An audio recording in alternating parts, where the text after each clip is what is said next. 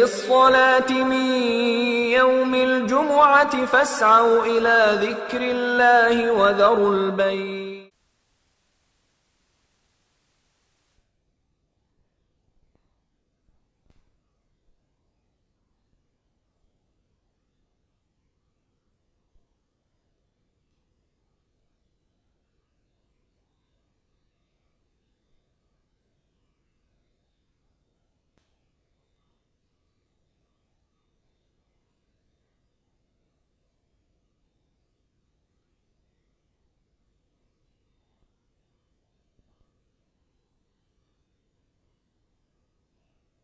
محدثاتها وكل محدثة بدعة وكل بدعة ضلالة وكل ضلالة في النار. ومن يطع الله ورسوله فقد فاز فوزا عظيما. أعوذ بالله من الشيطان الرجيم. يا أيها الذين آمنوا اتقوا الله حق تقاته ولا تموتن إلا وأنتم مسلمون. دوستو اور بھائیو، کربلا کے موقع سے گزشتہ دنوں میں کچھ باتیں ہوئی تھی. حضرت محمد صلی اللہ علیہ وسلم صرف اسلام پہنچانے کے لیے اس دنیا میں آئے تھے. ان الدین عند اللہ الاسلام. حضرت محمد صلی اللہ علیہ وسلم کو اللہ تعالیٰ نے آپ کا جب مشن ختم ہو گیا تو اپنے پاس بلا لیا. اور یہ چیز صحابہ کو معلوم تھی. اذا جاء نصر اللہ والفتح، یہ آیت جب نازل ہوئی تو صحابہ کو اندازہ ہو گیا. بعض صحابہ رونے لگے کیونکہ اب اللہ تعالیٰ کے نبی کا مشن ختم ہو گیا تو اللہ تعالیٰ اپنے پاس بلا لیں گے. پیارے نبی صلی اللہ علیہ وسلم اس دنیا سے جب چلے گئے تو پیارے نبی کی جگہ ذمہ داری، دینی ذمہ داری ایک ہوتی ہے، دنیاوی ذمہ داری، حکومت چلانے والی ذمہ داری ایک ہوتی ہے. تو صحابہ اکرام رضوان اللہ علیہم اجمعین بیٹھے. انصاری لوگوں نے کہا، مدینے والوں نے، کہ ہم نے تمہیں پناہ دی، ہم نے قربانیاں دی، ہم نے سب کچھ دیا، اسی لیے امیر کون ہوگا؟ اللہ کے رسول کے بعد ہمارا ہوگا. انصاری صحابہ نے، انصار کے جو قبیلے کے بڑے تھے، سعد بن عبادہ، ان لوگوں نے اعلان کیا امیر ہمارا ہوگا. مہاجرین نے کہا اللہ کے رسول ہمارے پاس تھے، ہم ملک چھوڑ کے آئے تھے، ہم جو ہے نا مکہ چھوڑ کے آئے تھے، امیر ہمارے پاس ہوگا. بحث ہونے لگی، لڑائی نہیں، بحث کہ کون مستحق ہے. اتنے میں ابو بکر رضی اللہ عنہ، حضرت عمر رضی اللہ عنہ اور ابو عبیدہ رضی اللہ عنہ کو اطلاع ملی کہ لوگ جمع ہو کے اللہ کے نبی کے خلیفے کا، خلافت کا انتظام کر رہے ہیں، بحث کر رہے ہیں. تو بولے ارے یہ کیا بات ہوئی، چلو چلتے ہیں. ثقیفہ بنو ساعدہ ایک علاقہ تھا جہاں پہ اللہ کے رسول مسجد عید کی نماز پڑھتے تھے. تو ابو بکر، عمر رضی اللہ عنہ، ابو عبیدہ، جس کو سارے لوگ بڑا مانتے تھے، وہاں پہنچے. پہنچنے کے بعد ان لوگوں نے سنا تو حضرت ابو بکر صدیق رضی اللہ عنہ نے کہا کہ دیکھو بھائی، یہ مسئلہ ایسا نہیں ہے. اللہ کے رسول نے کہا تھا الائمۃ من قریش، جو بھی جو ہے نا اللہ کے رسول کے بعد یا اس کے بعد امت مسلمہ کا جو امام ہوگا سب سے بڑا، وہ قریش میں سے ہوگا. قریش میں سے یعنی بنو ہاشم ہے، یا کہ بنو عبد المطلب ہے، بنو جعفر ہے، بنو عبد مناف ہے، یہ قریش ہیں. یہ لوگ اللہ کے رسول صلی اللہ علیہ وسلم، یہی لوگ قریش یہ جاہلیت میں بھی عربوں کے امام تھے، لیڈر تھے، اسلام میں بھی عربوں کے لیڈر اور امام تھے. مہاجرین پورے کے پورے قریش سے تعلق رکھتے تھے، دور یا نزدیک سے. تو جب انہوں نے یہ بات کہی تو انصاری صحابہ سب خاموش رہ گئے. اللہ کے رسول کا حکم الائمۃ من قریش، کہ قریش میں سے امام ہوں گے، خاموش رہ گئے. تو اس کے بعد پھر ابو بکر صدیق نے کہا کہ دیکھو ہم لوگوں نے جو ہے نا دین کے خاطر، اور ہمارا سب سے زیادہ اہم مسئلہ آخرت ہے، دنیا داری تو کوئی مسئلہ نہیں ہے. یہ عمر ہیں یا ابو عبیدہ بن جرح ہیں، کسی میں سے ایک کو آپ لوگ خلیفہ بنا لیجئے. مسئلہ وہاں پہ ووٹ لینے کا، مسئلہ پیسے لینے کا، مسئلہ طاقت دکھانے کا، مسئلہ خاندانی پوزیشن کا نہیں تھا. وہاں پہ تو امانت کی ڈر تھا. یہاں پہ قیامت کے دن جواب دینا ہے اللہ کے پاس. تو ابو بکر نے کہا کہ یہ ان کے حوالے کر دو. تو اس کے بعد حضرت عمر رضی اللہ عنہ نے کہا کہ دیکھو اللہ کے رسول نے اپنی زندگی میں جب آپ بیمار تھے امامت کے لیے ابو بکر کو آگے بڑھایا تھا. تو جس شخص کو اللہ کے رسول نے ہماری آخرت کے لیے، ہمارے دین کے لیے، امامت کے لیے آگے بڑھایا، کیا دنیا کے لیے ہم اس کے لیے راضی نہیں ہو سکتے؟ اما نرضا لدنیانا من یرضاہ رسول دیننا. ہمارے دین کے لیے جس آدمی کو اللہ کے رسول نے چنا تھا، اس کو ہم ہماری دنیا کے لیے نہیں چنیں گے؟ ये जुम्मा बोलना था, खामोश बैठ गए लोग और बोले कि चलो अबू बकर पे बैत करो, तो सारे लोग अबू बकर पे बैत कर ली, बैत हो गए। अबू बकर सिद्दीक रज़ियल्लाहु अन्हु ने खिलाफत की। तो उसके बाद दूसरे दिन देखा कि वो जो है ना अपना बोरिया बिस्तर उठा के, दुकान में बिजनेसमैन थे, तिजारत करते थे, मार्केट जाने लगे। अबू उबैदा मिले, पूछे कि क्या बोले? बोले कि भाई बीवी बच्चों का तो इलाज करना है ना, खाने पाने का इंतजाम, शाम में जब आऊँगा तो मैं खिलाफत संभाल लूँगा, हुकूमत कर लूँगा। तो इन लोगों ने कहा कि भाई ये तो कोई तरीक़ा नहीं, मुसलमानों के मसाइल ऐसे तो हल होने वाले नहीं हैं। तो अबू बकर, उमर, हज़रत अली साहबा बैठ के बोले कि ऐसा नहीं भाई, बैतुल माल से अबू बकर को खर्चा देना चाहिए, वरना बेचारा अपने बीवी बच्चों को खाना पानी कौन खिलाएंगे उसको। तो लोग बैठ कर हिसाब करे कि भाई रोज़ाना अबू बकर के पास इतने बीवियाँ हैं, इतने बच्चे हैं, इनका कितना खर्चा आना चाहिए एक मिडिल क्लास का। तो उन लोगों ने थोड़ा सा एक अंदाजे से बोला कि इतना आपको रोज़ाना मिल जाएगा, आप जो है ना तिजारत नहीं करेंगे, आप बैठेंगे और मसाइल क्या हैं उम्मत को देखेंगे। और उस वक्त तक मक्के, मदीने और आज का बहरैन, कतर तक इस्लाम फैल चुका था, यमन में भी अबू बकर जब खलीफा थे अल्लाह के रसूल के ज़माने में। अब उसके बाद जब पूरा अरब मजबूत हो गया तो ईरान की ताकत थी ज़माने से, 2-3 हज़ार साल से वो लोग बड़ी पावरफुल सुपर पावर थे। तो और बिल्कुल इधर यमन, सूरिया में भी जो है ना रोमन की, क्रिश्चन की हुकूमत थी, इधर जो है ना पारसियों की हुकूमत थी, उधर क्रिश्चनों की हुकूमत थी। उन लोगों ने कहा ये बुद्धू क्या है, हमेशा लड़ने वाले एक दो रोटी के लोग ये सब जमा हो गए, इनकी एक फौज बन गई 20-25 हज़ार की, और एक अमीर के मातहत हो गए। एक खतरा लगा उन लोगों को, तो ये लोग क्या करें, हथियार देकर फसाद करने लगे। तो हज़रत अबू बकर सिद्दीक को अब सोचना पड़ा कि भाई ये लोग हमारे मुसलमानों में, हमारे इलाके में ये लोग दादागिरी कर रहे हैं और घुस रहे हैं, कुछ करना चाहिए। तो हज़रत अबू बकर रज़ियल्लाहु अन्हु को जो ना फौजें बनानी पड़ी, फिर अमीर बनाना पड़ा, फिर फौजों को भेजना, फिर उसका फॉलोअप करना, ये सब शुरू हुआ। हमारे पास कोई आर्मी का सिस्टम नहीं था, एजुकेशन का सिस्टम नहीं था, ये कुछ नहीं था। आहिस्ता आहिस्ता ज़रूरत पड़ रही तो आगे बढ़ने लगी। तो अबू बकर सिद्दीक को टाइम नहीं मिलने लगा, 2 साल कुछ महीने अल्लाह के रसूल सल्लल्लाहु अलैहि वसल्लम के बाद जिंदा रहे, एक दिन भी 1 मिनट भी टाइम नहीं मिला हज़रत अबू बकर सिद्दीक को। तो इसीलिए बैतुल माल से रोज़ाना के हिसाब से उनको जो है ना इतना गोश्त और इतना चावल, वो ज़माने में खजूर होते थे, उनको पहुँच जाते थे। तो 2 साल के बाद हज़रत अबू बकर सिद्दीक़ रज़ियल्लाहु अन्हु की वफ़ात का टाइम आया। तो वफ़ात का टाइम आया तो मरने से पहले उन्होंने कहा कि 2 साल चंद माह में रोज़ाना के हिसाब से मेरे ऊपर इतना खर्चा हुआ, और मैं जब तिजारत करता था खलीफा बनने से पहले मेरी एक वो ज़मीन थी, और उन्होंने वसीयत कर दी, बोला कि मेरे बाद मैं बैतुल माल का माल लेके मेरी उम्मत की खिदमत नहीं कर सकता, अल्लाह ताला पूछेगा, जवाब देना पड़ेगा, मैं तो ये फ्री में खिदमत कर दूंगा। उन्होंने कहा कि वो मेरी ज़मीन बेच दो, जितना माल बैतुल माल को आया था वो क्या करो, मेरी ज़मीन बेच के वापस कर दो। हज़रत उमर को इत्तला मिली तो रोने लगे, बोले कि अबू बकर तुम तो कर दिए, आइंदा आने वालों के लिए तो मुसीबत में डाल के चले गए ना, आइंदा आने वाले तुमसे कंपेयर करेंगे हमारे को, आइंदा आने वाले बोलेंगे कि देखो अबू बकर ऐसे थे, हमको ले आइंदा आने वाले नहीं कर सकेंगे। अबू बकर रोने लगे। बहरहाल अबू बकर सिद्दीक़ ने खिलाफत को क्या किया, फ्री में कर दिया, फ्री में, चलो भाई चलो कोई मसला नहीं, कोई एहसान उम्मत ने अबू बकर पे नहीं किया। हज़रत उमर रज़ियल्लाहु अन्हु आए, हज़रत उमर रज़ियल्लाहु अन्हु को अबू बकर सिद्दीक़ ने कहा कि मेरे बाद ये खलीफा होंगे। उसकी वजह है हदीसों में, कुरान में बहुत जगह हज़रत अबू बकर के साथ उमर रज़ियल्लाहु अन्हु का अल्लाह ताला ने जिक्र किया, अल्लाह के रसूल ने जिक्र किया, खलीफा बन गए। अब क्या हुआ, अभी हमारे एक दोस्त अभी जिंदा हैं, मेस्को के प्रेसिडेंट है डॉक्टर, 2-3 साल पहले मैं उनसे मिला था, तो ईरान में उन्होंने काम किया। तो मैं बोला क्या बोलते हैं वो लोग, तो उनका जुमला इस्लाम ईरान में कैसा है, अभी की बात बोल रहा हूँ मैं, 1000 साल पहले की नहीं बात कर रहा हूँ। जाओ शिया में जाके बता दो, एक आदमी का नाम उमर है, का बता दो मुझे, जिस वक्त दुश्मनी इन लोगों की, और हम लोग करबला के नाम पे उनसे मुतासिर हो जाते हैं, वो सीना कूटते हैं।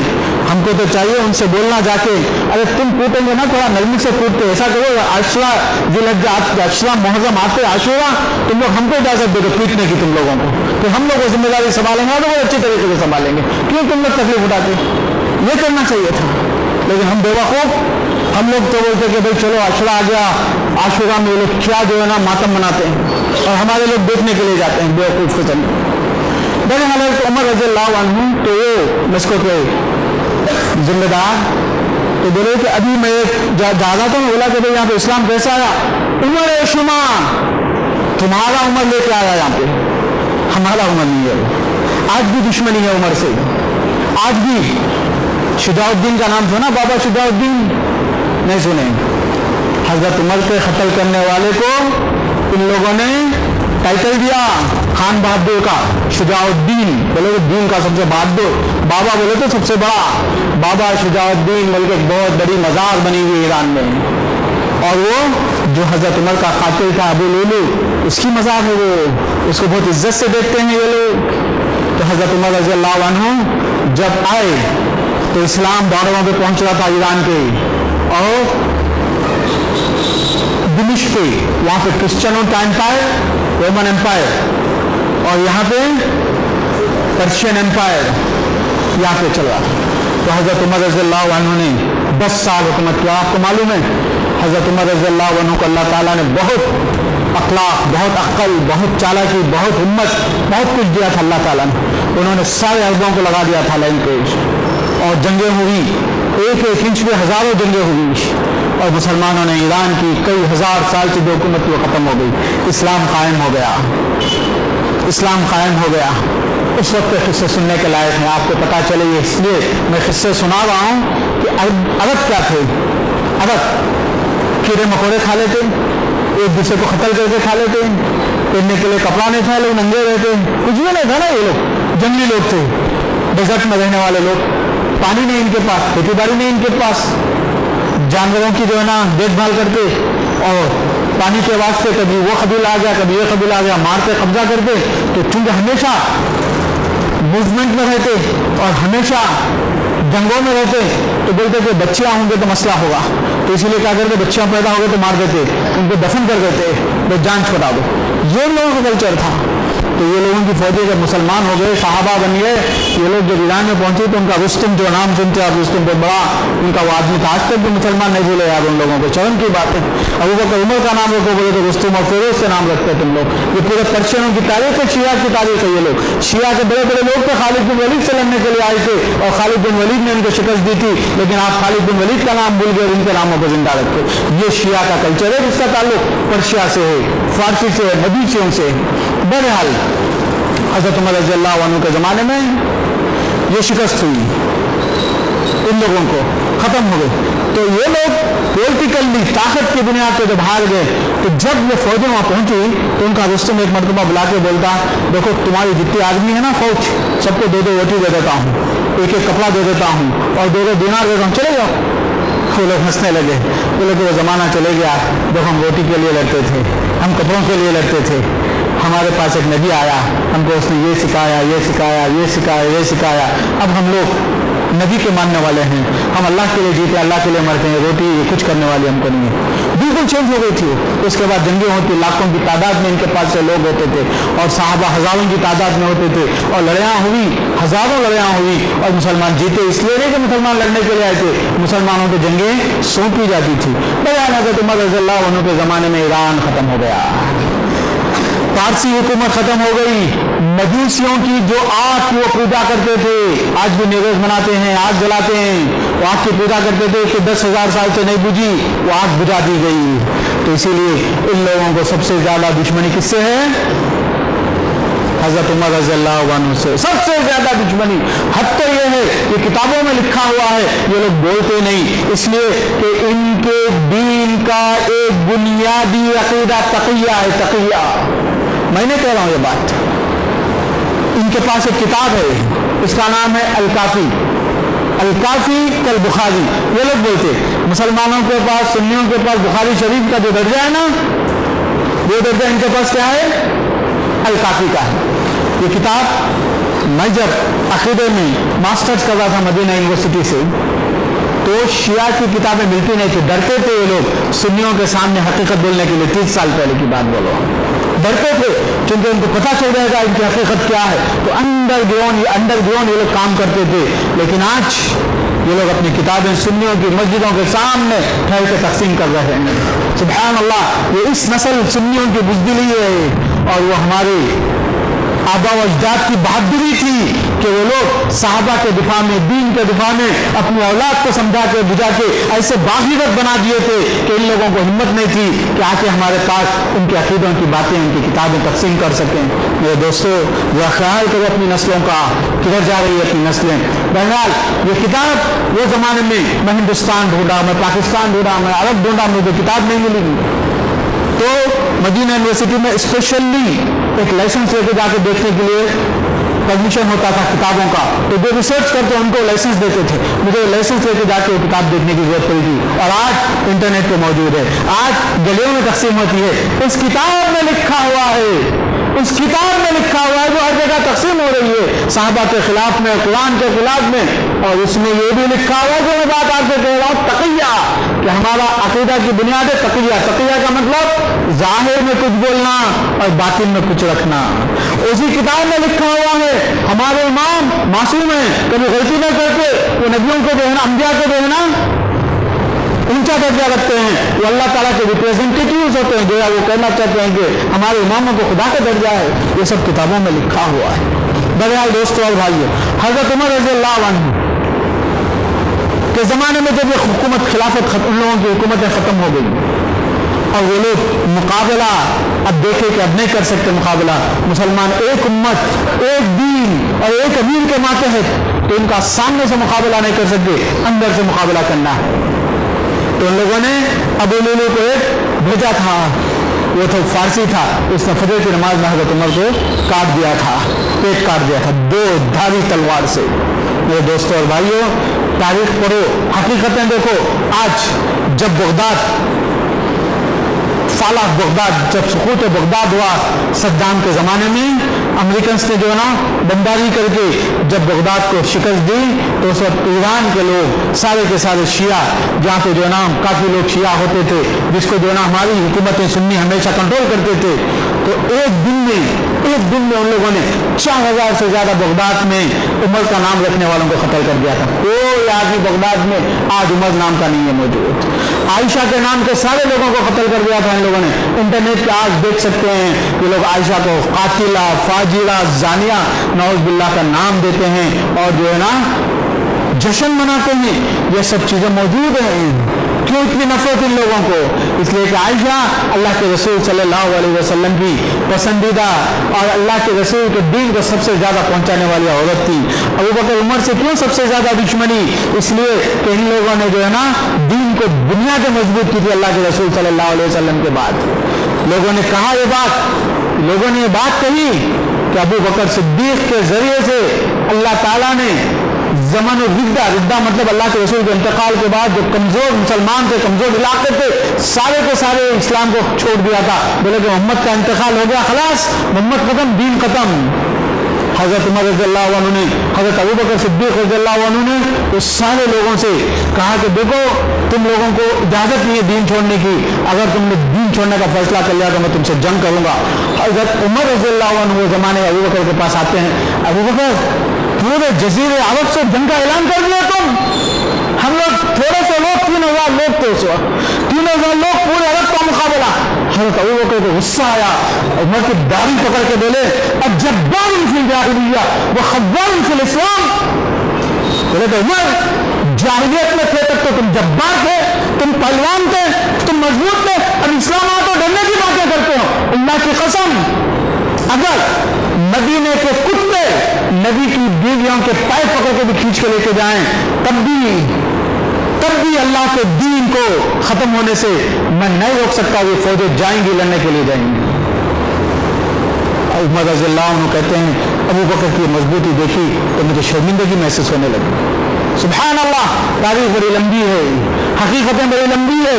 इसीलिए सहाबा की तारीफ अल्लाह ताला ने कुरान में किया, उनको रुकू करने वाले, उनको सजदा करने वाले, उनको मौत को जान देने वाले और उनको अल्लाह के लिए कुर्बानी देने वाले, तहज्जुद करने वाले, अमानत करने वाले, बहुत अल्लाह ताला ने उनकी तारीफ में बयान की है। और ये लोग आके हमसे कहते हैं कि सहाबा ने ऐसा किया वैसा किया, हज़रत अली को हुकूमत नहीं दी। अरे तुम बख्तो, तुम्हारी पूरी नस्लें, पूरी दुनिया मिलकर भी अगर सहाबा के खिलाफ में कुछ बोल दो तो हम मानने के लिए तैयार नहीं है, इसलिए कि हमारा कुरान हमारे लिए काफी है। कुरान ने सहाबा की तारीफ कर दी, रज़ियल्लाहु अन्हु व रज़ू अन्हु कह दिया, बस हमको कोई तारीफ नहीं चाहिए, कोई बात नहीं चाहिए।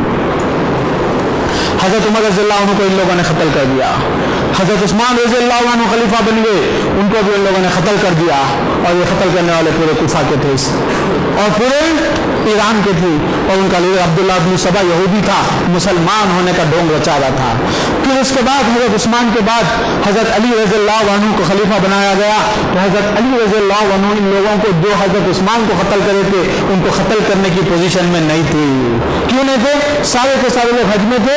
जब सारे लोग दुनिया के लोग हज में थे, ये बदमाश इहराम पहन के मक्के को आते आते सब लोग मक्के में चले गए, ये लोग भाग के मदीना पहुंच गए। 2000 के लगभग लोग थे और मदीने में कोई नहीं थे, औरतें और बच्चे थी, चंद बूढ़े लोग थे। इन लोगों ने हज़रत उस्मान को क़त्ल कर दिया और हज़रत अली को बैत करके बोले कि तुम खलीफा है। हज़रत मुआविया रज़ी अल्लाह अन्हु शाम में थे, बोले कि इनको क़त्ल कर दो। हज़रत अली बोले मैं क्या क़त्ल कर सकता हूँ, इन लोगों को 2000 है। तो हज़रत अली ने कहा कि इनको कंट्रोल करने के लिए मदीने से बाहर निकलना चाहिए। मदीने में फौजें नहीं है, इराक पहुंचे ताकि वहां पे जाके मदद मिल जाए तो उनको सजा दे सकें, लेकिन वो नहीं हो सका। ये लोग प्री प्लान थे। हज़रत अली रज़ी अल्लाह अन्हु का भी 4 साल के बाद कत्ल हो गया। हसन रज़ी अल्लाह अन्हु को खलीफा बनाया गया। इन्होंने कहा कि ये लड़ाई झगड़े मैं नहीं करना चाह रहा हूँ और ये लोग बदमाश हैं, ये पूरे इराक वाले, ये ईरान वाले, इनके भरोसे पे कुछ नहीं हो सकता। तो इन लोगों ने हज़रत मुआविया को लेटर लिखा कि तुम हुकूमत संभालो, मैं जा रहा हूँ। चले गए, मदीना आ गए। तो उन लोगों ने हज़रत हसन को कत्ल करने की कोशिश की, लेकिन बच गए हसन इब्न अली रज़ी अल्लाह अन्हु। उसके बाद मुआविया रज़ी अल्लाह अन्हु 20 साल हुकूमत किए।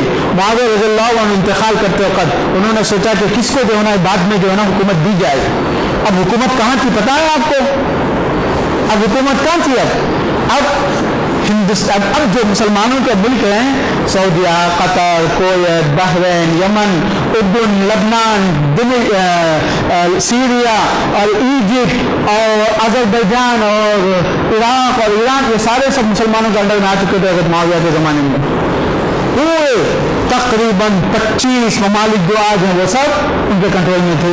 अब हज़रत मुआविया को फिक्र हुई कि मेरे पास किसको खलीफा बनाया जाए। लोगों ने कहा कि तुम्हारे बेटों को ही बनाओ, इसलिए कि दूसरे लोग आएंगे तो लोग जितने चीफ ऑफ आर्मीज हैं, आर्मी फौज के लीडर हैं, हर इलाके में एक गवर्नर है, हर इलाके में एक पोजीशन सेटअप बनी हुई है, ये लोग आपसे अटैच हैं और आपके खानदान वालों से अटैच हैं और आपके खानदान वाले आपको मानेंगे, आपके बेटे को मानेंगे।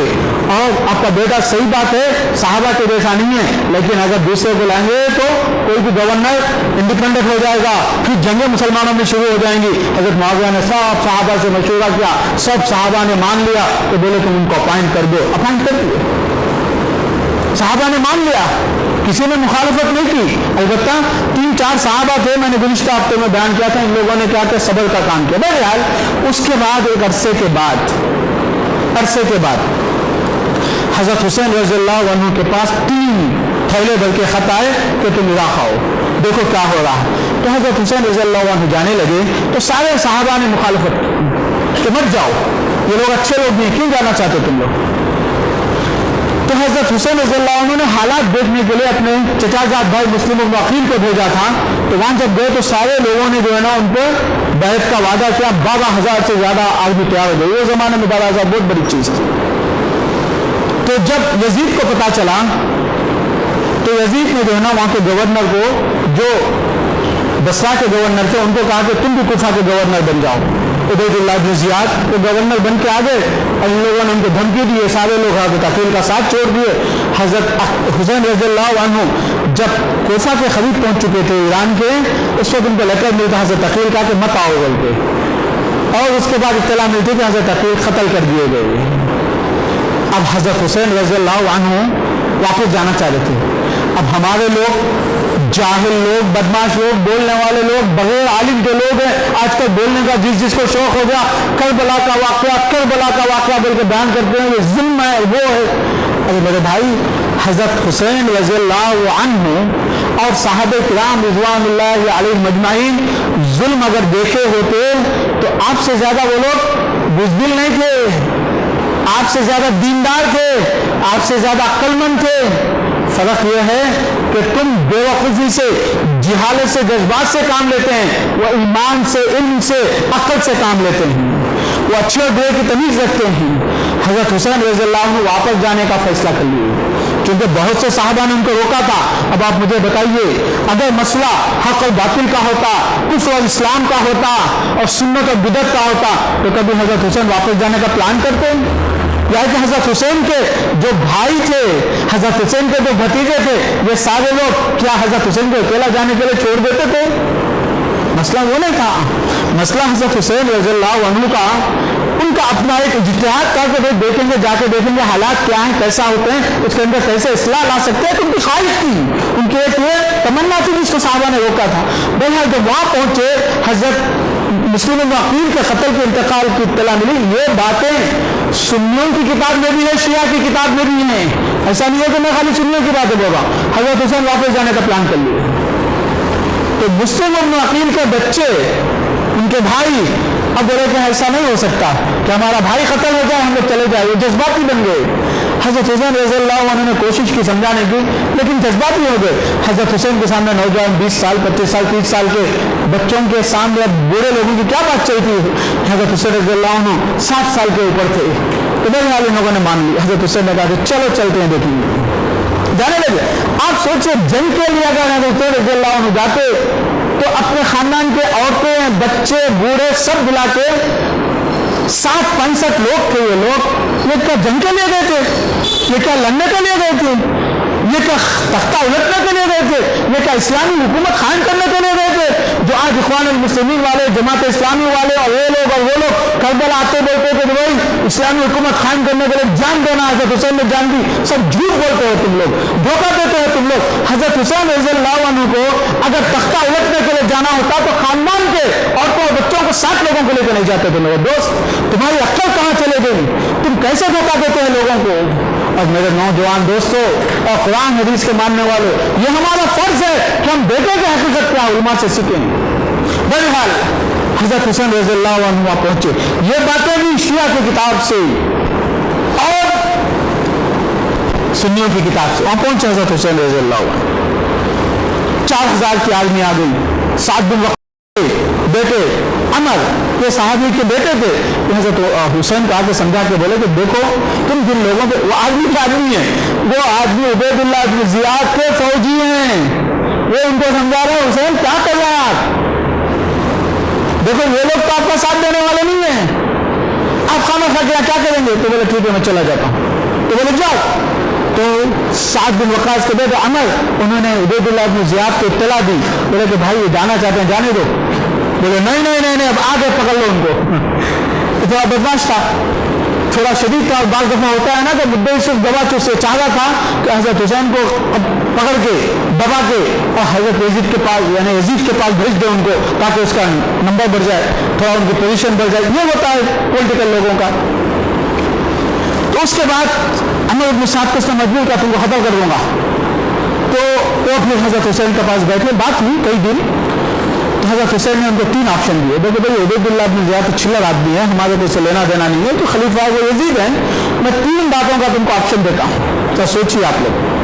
انہوں نے کہا کہ میں جہاں سے آیا مجھے جانے دو، مسئلہ ختم، میں آیا تھا دیکھنے کے لیے، اب تم لوگ نہیں چاہتے میں چلے جاتا ہوں۔ اب کہاں جنگ تھی بھائی؟ کہاں کا انقلاب تھا بھائی؟ کس کے خلاف میں حضرت حسین آئے تھے بھائی؟ کون سا ظلم ختم کرنے کے لیے جو ہے نا انہوں نے جان دی بھائی؟ مظلوموں کے مرے تھے وہ، ان کو جانے کی اجازت نہیں دی گئی۔ یہ سب باتیں جذباتی طور سے، اور ان کے جو ذاکر ہوتے ہیں، ان کے جو واعظ ہوتے ہیں، ان کے جو امام ہوتے ہیں، قصے بیان کر کے حسین کو پانی نہیں ملا، اور جو ہے نا چھوٹے بچے کو گردن میں آگ لگی، علی اصغر رو رہا تھا، زینب پکار رہی تھی، یہ جذباتی قصے افسانے بیان کرتے، یہ جو ہے نا بالی ووڈ ہالی ووڈ کے فلموں میں جذباتی بیان کرنے سے ہمارے بچے دیکھتے رہتے، ان کو معلوم ہے ایکٹنگ کرا پیسے لے کے کر رہا بول کے، پھر بھی ہوتے تو ایسا قصے لوگ جذباتی طور سے بیان کرتے، اور ہمارے عورتیں ہمارے بچے بھی متاثر۔ اگر گھدو اس گئی گزری حالت میں بھی ہمارے پاس جو گیا گزرا ایمان ہے، گئی گزری حالت میں بھی تم بولو ایک کتے کا بچہ بھی اگر تڑپ رہا ہے پانی سے، کم پانی نہیں پلائیں گے؟ یہ وہ زمانے کا مسلمان، وہ بھی حضرت حسین رضی اللہ عنہ کو، اللہ کے رسول کی اولاد کو پانی کے لیے تڑپا کے ماریں گے؟ ہو سکتا ہے بات تو ذرا سوچ کے بولو۔ ہم ایک کتے کے بچوں کو بھی پانی کے لیے تڑپا کے نہیں ماریں گے، ہم ایک کافر کو بھی تڑپا کے نہیں ماریں گے۔ اور ہم یہ کہتے ہیں کہ وہ زمانے میں صحابہ کی اولاد میں حضرت حسین کو تڑپا کے مارا، یہ سب جھوٹے قصے ہیں۔ امام ابن تیمیہ رحمۃ اللہ علیہ نے لکھا ہے یہ بات، اور بہت سارے علماء نے لکھا ہے، میں ان کا نام اس لیے ذکر کرتا ہوں کہ تاکہ آپ کو معلوم ہو جائے کہ مسلمانوں میں بہت سے فرقے ہیں، لیکن سب سے بدترین فرقہ شیعہ کا فرقہ ہے۔ کیوں؟ سارے جھوٹ پہ ان لوگوں کی عمارت ہوتی ہے، صحابہ کی گالی گلوچ پہ ان کی عمارت ہوتی ہے، بے حیائی اور برائی پہ ان لوگوں کی زندگی ہوتی ہے۔ متاع، ٹیمپریری میرج، 2 دن کے لیے شادی کرو، 4 دن کے لیے شادی کرو، 1 مہینے کے لیے شادی کرو، ان کے پاس عبادت ہے، یہ لوگ کرتے ہیں۔ آپ نے سنا نا شاہجہاں کو 400 بیویاں تھی، اور جو ہے نا وہ ہمارے نواب صاحب کو 200 بیویاں تھی، سنا نہیں سنا آپ لوگوں نے؟ وہ بیویاں نہیں ہوتی، بیوی تو ایک ہی ہوتی تھی۔ یہ لوگ جو ہے نا بادشاہ لوگ تھے، ان لوگوں کو شیعہ جا کے سمجھا کے کیا کرتے تھے کہ ہم متا کراتے تمہارے کو، بلکہ ان لوگوں کو کنورٹ کر دیتے شیعہ میں۔ تو جتنے مسلم حکومتیں لڑ کے جان دیتے وقت لڑنے کی ضرورت پڑتی تھی، باری آتی تھی تو سنی ہوتے تھے، جب حکومت مضبوط ہو جاتی تھی ہم لوگ کو شیعہ میں کنورٹ کر دیتے تھے۔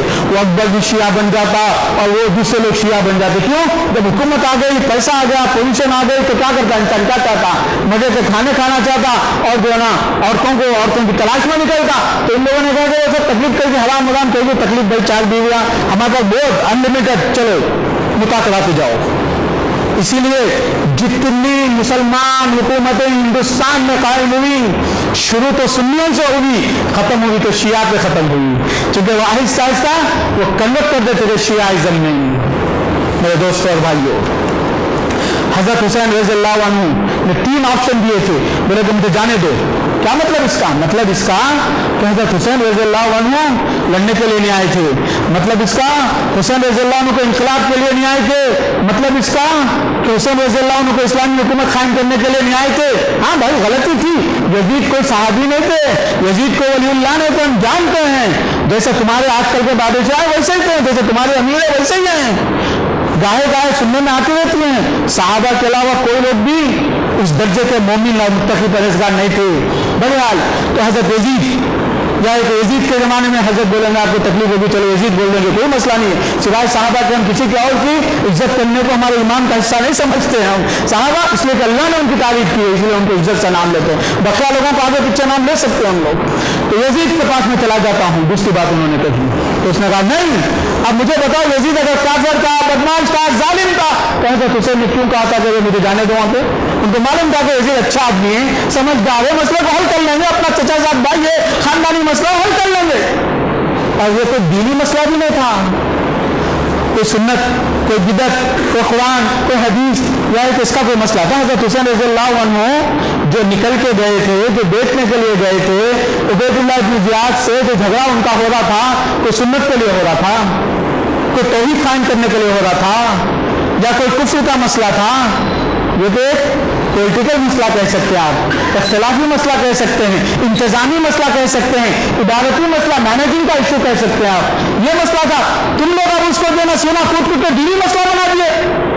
حضرت حسین رضی اللہ عنہ کا انتقال ہو گیا، مظلوم مرے، صحیح بات ہے، ہم بھی مانتے ہیں، لیکن سینا کود کے تم کیا بتانا چاہتے ہو؟ ہر سال تم جو ہے نا کربلا منا کے کیا بولنا چاہتے ہو؟ کیا بولنا چاہتے ہو؟ اور ہمارے بچے، ہماری سنی لوگ دل سے متاثر ہو جاتے ہیں۔ میں ان سے پوچھنا چاہتا ہوں کہ بھائی کیا ہے کربلا، کیا بلا ہے؟ ہمارا دین تو اللہ کے رسول کی زندگی میں مکمل ہو گیا تھا۔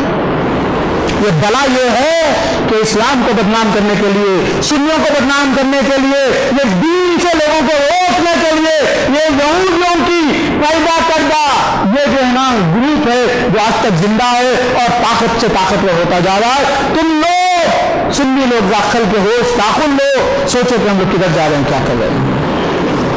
اس کے بعد انہوں نے دوسری بات کہی، تیسری بات کہی، دیکھو تم کو اگر مجھے مدینہ بھی جانے کے لیے چھوڑنا نہیں ہے، اور مجھے یزید کے پاس بھی جانے کے لیے تم لوگ نہیں چھوڑتے، تو ایسا کرو مسلمانوں کے بارڈروں پہ جو ہے نا جہاد جاری ہے، مجھے چھوڑ دو، میں اللہ کے راستے میں لڑتے ہوئے اپنی جان دے دوں گا، مسئلہ ختم۔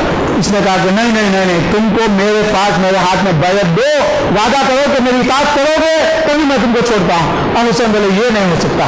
تو وہاں پہ ان لوگوں نے جو ہے نا حکم دیا، اور جو فوج 4000 لوگ جو آگے گھیرے تھے، اور ایرانیوں شیعہ تم لوگ کے دمشق سے، مکے سے، مدینے سے کوئی بھی نہیں آیا تھا، تم لوگوں نے ان کو قتل کر دیا۔ اور آج پھر चोरी की चोरी सीना गोरी आज दुनिया के सामने ऐलान करके कि हम हुसैन पर रोते हैं, मारे तुम ही लोग पर रो के फायदा क्या है। इसीलिए तुम लोग अपने आप को नहीं पीटो, हर आशुरा के दिन सुन्नियों के पास आ जाओ, हम लोग जो है ना आपकी अच्छी तरीके से कार्रवाई कर देंगे इंशाअल्लाह।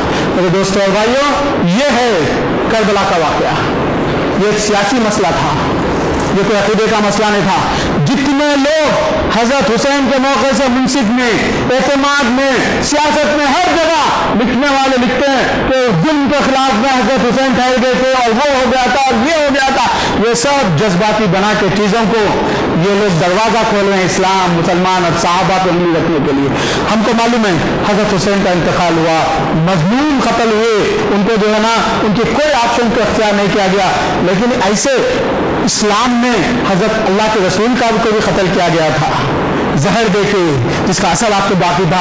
हजरत उमर को भी कत्ल किया गया, हजरत अली को भी कत्ल किया गया और हजरत हमजा रज़ियल्लाहु अन्हु को भी कत्ल किया गया। और तारीख में मुसलमानों की चमड़ियां निकाली जाती थी दीन से हटाने के लिए। ये तारीख है हमारी, खून देना हमारी तारीख का एक हिस्सा है, हम कभी खून देने से डरते नहीं।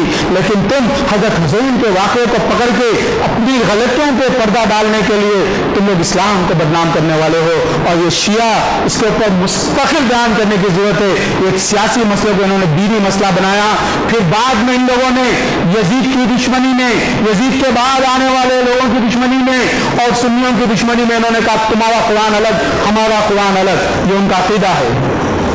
उनकी किताब अल-काफी में जाके देख लेना, किसी को नहीं मिली तो मुझे आके चैलेंज करना। उन लोगों ने कुरान अलग बना लिया, उन लोगों ने अपनी हदीसें अलग बना ली, उन लोगों ने अपना इमाम अलग बना लिया, बोले कि हमारे पास 12 इमाम हैं। और वो लोग किसी हुकूमत को नहीं मानते, इसीलिए जहां भी मुस्लिम हुकूमतें होती हैं उसको खत्म करने का प्लान करते हैं, उसके पीछे ये लोग रहते हैं। और मेरे दोस्त सद्दाम को हटाया तो क्या मिला, क़ज़्ज़ाफ़ी को बदमाश थे ये लोग, मैं मानता हूं, लेकिन क्या मिला, क़ज़्ज़ाफ़ी को हटा के क्या मिला, ट्यूनिस में उनको हटा के क्या मिला। इसीलिए अल्लाह के रसूल ने हमसे कहा हुक्मरानों के खिलाफ में मत जाओ, इसलिए कि खून खराबारी होगा। सही मुस्लिम की रिवायत, अल्लाह के रसूल ने फरमाया बादशाह अगर तुमको मारे, तुम्हारी पीठ को छिले, तुम्हारा पैसा ले ले, तब भी तुम उसकी बात मानो। इसीलिए हम जो हुकूमतें जहां जिस हालत में भी है, हम चाहते हैं कि वैसे ही रहें, उनके खिलाफ में इस्लामी हुकूमत का दावा करके, नारा करके उसको खत्म करके सिवाय फसाद का कुछ होने वाला नहीं है। टाइम हो गया, बकिया बातें आगे होंगी। बारकल्लाहु लना व लकुम फिल कुरानिल अज़ीम व नफ़अनी व इय्याकुम बिल आयाति व ज़िक्रिल हकीम। इन्नहु तआला जवादुन करीम मलिकुन बर्रुन रऊफ़ुर रहीम।